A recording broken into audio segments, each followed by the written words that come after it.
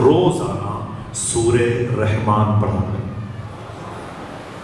سب نے سبحان اللہ نہیں کہا؟ کون سورہ پڑھنا ہے؟ اگر اللہ نے آپ کے لیے انتظام کر دیا ہے، اب اچھے رشتے کی ضرورت ہے، تو آپ اپنی بچی کو کون سے سورے پڑھوائیں؟ اونچی بولے، سورہ رحمان۔ اگر ہو سکے تو مہینے میں 1 یا 2 یا 3 مرتبہ 10 دن یا 15 دن کے بعد ان سے یہ بھی کہنا سورہ رحمان کا ترجمہ بھی پڑھ لیا انشاءاللہ۔ جن کے ماں باپ کے پاس پیسے ہیں وہ اپنی بچیوں کے رشتے کے لیے بچیوں سے کیا پڑھوائیں گے؟ ہاتھوں اٹھا کے بولو بھائی، سورہ رحمان۔ اور جس کے ہاں پیسے نہیں ہیں وہ اپنی بچیوں سے کیا پڑھوائیں؟ بتا دو، غریب بچیاں اچھے رشتوں کے انتظار میں ہیں، وہ کیا پڑھیں گی؟ اللہ کے نبی کی بارگاہ میں ایک صحابی تھے، غریبوں سے بڑی محبت کرتے تھے، مدینے کے ایک گھر میں گئے، ان کے گھر میں 3 بچیاں تھیں، جا کے گئے نا، بڑے پیسے، ساز و سامان، پھل فروٹ سے کپڑے لتے سب جا کے دیے۔ تو بولے یہ کیوں لے آئے ہو؟ بولے مجھے پتا چلا ہے کہ تمہاری بچیاں بڑی غریب ہیں، کپڑے دوپٹے پھٹے رہتے ہیں، بڑی غریبی میں ہیں، شادی وغیرہ کے لیے انتظام نہیں ہے، اس لیے میں نے تھوڑی سی مدد کی نیت سے آپ کے گھر میں بچیوں کو یہ لے کے آیا ہوں۔ معلوم کیا کہا؟ بتا دوں، لڑکیوں نے کہا ابو ان سے کہہ دیجئے اپنے سارے سامان واپس لے جائیں، اٹھائیں یہاں سے میرے گھر سے، میری شادیوں کی فکر نہ کریں۔ ہم کو حضور نے ایک وظیفہ بتایا ہے، حضور نے فرمایا جو غریب بچیاں روزانہ سورہ واقعہ پڑھیں گی اللہ ان بچیوں کے قدم میں اتنی برکتیں عطا فرما دے گا، جس گھر میں قدم رکھے گی برکت ہی برکت نہ ہوگی۔ میری شادی کی فکر ان سے کہہ دو یہ نہ کریں، میں سورہ واقعہ پڑھتی ہوں، میری بہنیں پڑھتی ہیں، اب میری غربت کی فکر انہیں نہیں ہونی چاہیے، اب میری برکت کی فکر انہیں ہونی چاہیے۔ غریب بچیاں کیا پڑھیں گی؟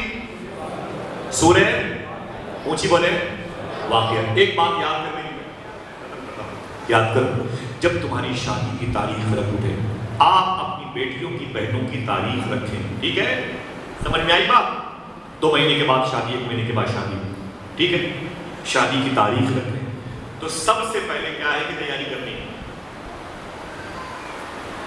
سب سے پہلے آپ کو گائے کی تیاری کرنی ہے بھائی، گائے کی۔ روٹی والے کو کہنا ہے، شامیانے والے کو، پہلے لاج کو، نان بھائی کو، اور وہ چائے کافی پان والے کو کیسے بتا دوں؟ اگر بیٹی کی شادی ہو رہی ہے تو سب سے پہلے آپ قرآن شریف کا ہدیہ کیجیے۔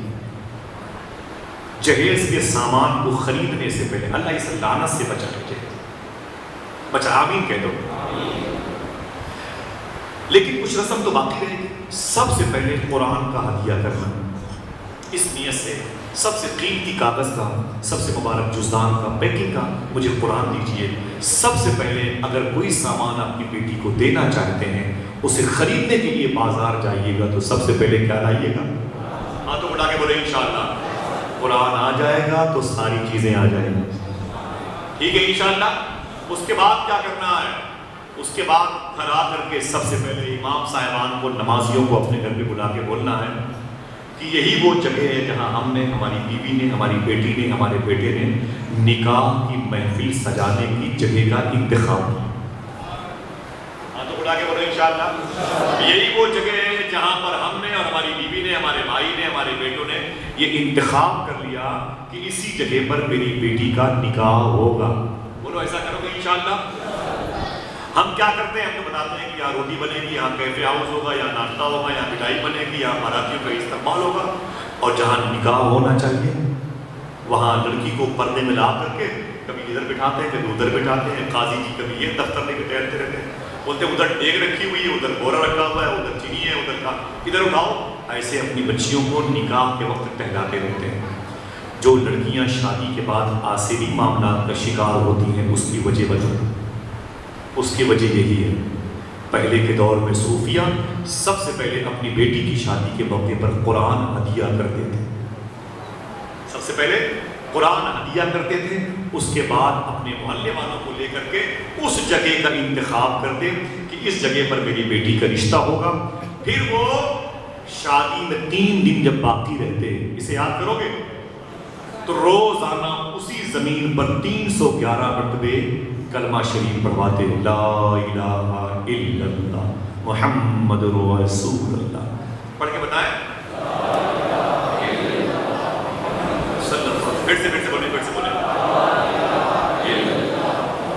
کتنی مرتبے؟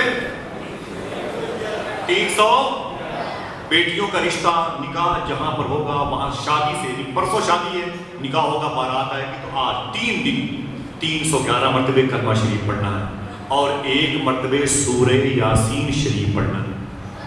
کیا پڑھنا ہے؟ سورہ یاسین شریف پڑھنا ہے، اور 1 مرتبے سورہ رحمان پڑھنا ہے۔ بس کیا کرنا ہے؟ کیا 1 مرتبے سورہ یاسین شریف، 1 مرتبے سورہ رحمان شریف، اور 311 مرتبے کلمہ شریف پڑھنا ہے۔ جس دن نکاح ہونے والا ہو اس دن وہاں پر 2 رکعت نفل نماز نہیں پڑھنا کسی سے۔ اور جو لڑکیاں تمہاری بیٹیوں کے ساتھ نکاح کی محفل میں خواتین آئیں، ان سے کہہ دو پوری کوشش کریں وہ باوضو رہے لڑکی سمیت، انشاءاللہ اللہ تعالیٰ اس بچی کے قدم میں بڑی برکتیں عطا فرمائے گا۔ آمین کہہ دو۔ حضور غوث پاک سے پوچھا گیا کہ بچیاں کیا پڑھیں؟ آپ فرماتے ہیں بچیوں سے کہہ دو یا فاطمہ یا فاطمہ یا فاطمہ۔ اے میری بہنوں، اپنی تربیت گاہ کو سنوارو، اللہ تمہاری کوکھ سے نکلنے والی آوازوں کو عاشق رسول بنائے گا۔